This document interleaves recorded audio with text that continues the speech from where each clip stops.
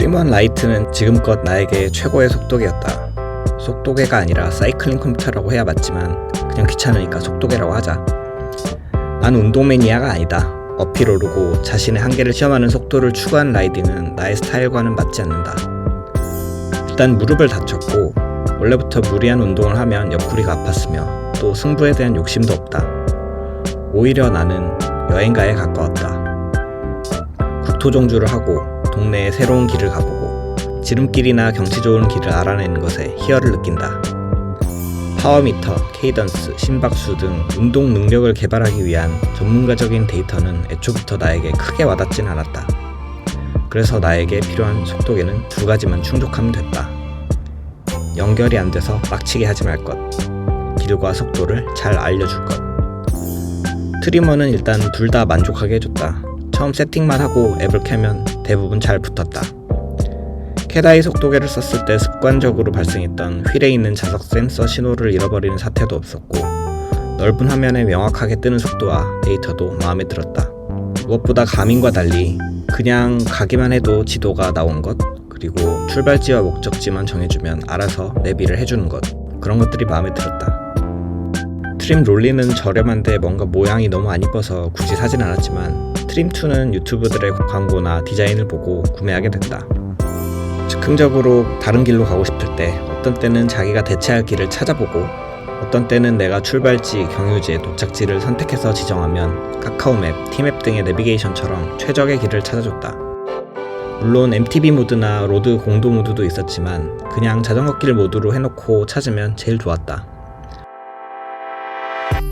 먼저 이게 내 제품이 뽑기가 잘못된 건 아닌지 싶은데 가운데 버튼 누르는 게 좀 고장난 느낌이다. 양옆 버튼보다 누르는 게 힘들기도 하고 너무 낮다. 우리가 노트북 키보드보다 기계식 키보드가 확실히 누르는 느낌을 주듯 트림2의 버튼을 누르면 답답하다. 장갑을 끼고 누르는 것은 사실상 불가능하다. 중국산 저가 기기의 버튼 같아서 많이 누르고 시간이 지나다 보면 빨리 고장날 것 같은 고무의 촉감이다. 트리머는 일체형의 숨겨진 버튼 느낌이라 전체를 누르는 느낌이어도 톡 소리와 함께 뭐가 눌리긴 하는구나 라는 느낌을 받았었다. 이 점은 확실히 다운그레이드인 것 같다. 초기 구매자에 한해 버튼 교체를 해준다는 말도 있던데 공식 블로그에 공지도 명확하지 않아서 그냥 포기했다. 그리고 마운트에 유격이 있다. 가민 마운트와 호환이 되는데 트림1 라이트에는 생기지 않았던 유격이 있어서 실망스럽다. 언젠가부터 경로에서 벗어난 잘못된 길로 가도 잘못됐다고만 알려주지 그래서 어떻게 가야 하는지 새로운 길을 알려주지 않았다. 그냥 넌 잘못됐으니까 알아서 돌아와 하는 것 같았다.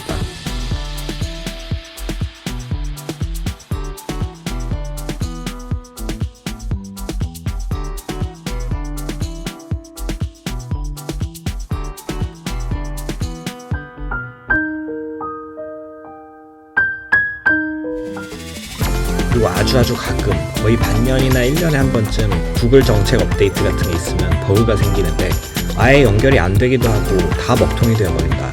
이 점도 트림2의 문제는 아니고 트림 자체의 문제라서 트림 개발자에게 블로그를 통해서 전화하거나 아니면 블로그 공지에서 시킨 대로 수동으로 앱 패치 설치를 해주면 해결된다.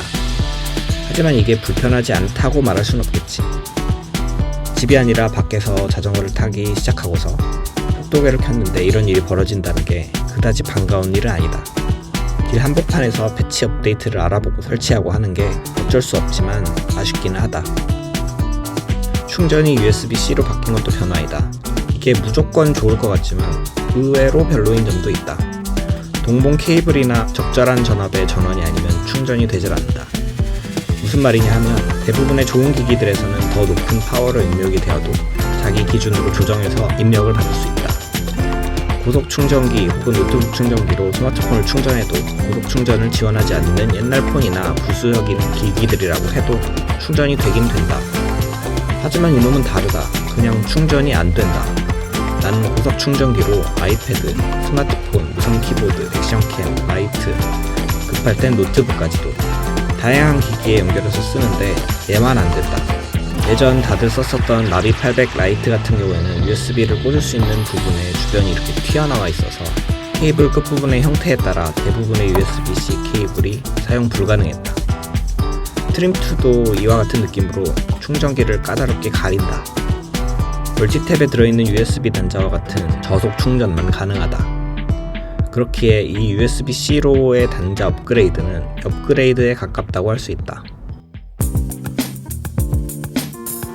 너무 답답한 이야기를 했으니 그래도 쓸만한 점에 대해서 말해보자. 일단 아직 아주 많은 거리를 뛴 건 아니라서 배터리 타임은 잘 모르겠다. 그냥 트리머 라이트를 사용할 때가 더 오래 갔던 기억이긴 한데 이건 직접 실험해본 건 아닌 그냥 기억이라서 사이트 상에 나와 있는 재원을 확인해봐야 될 것 같다. 난 트림2를 사용할 때 좀 가볍게 사용하려고 굳이 사진 않았지만 트리머 라이트 때 사용하던 태양광 충전은 꽤나 괜찮다. 구름이 적당히 있는 날에는 효용이 없지만 정말 햇빛 쨍쨍 맑은 날에는 이게 확실히 효과가 있었다. 반나절 넘게 라이딩을 해도 2%도 달아있지 않는 경우도 있었고 심지어 케이블을 안 가지고 온 여행 날엔 태양광으로만 충전해서 다음날 탄 적도 있긴 했다. 컬러가 아닌 흑백이라서 조금 닳는 게 트림 속독의 특징인 것 같긴 한데 어찌됐건 배터리 오래가는 건 무조건 장점이다. 트림2도 크게 다를 것 같지 않다는 게 내 생각이다. 케이스 색상 선택이 가능해서 이쁘긴 하다. 예전부터 회색 검은색 느낌의 트리머 라이트만 판매가 되었길래 이번 트림2를 결정하고 산 이유는 색깔 때문이었다. 지금은 단종된 트리머도 이렇게 색상 선택이 있었던 걸로 아는데 기승전 가민으로 가민을 샀다.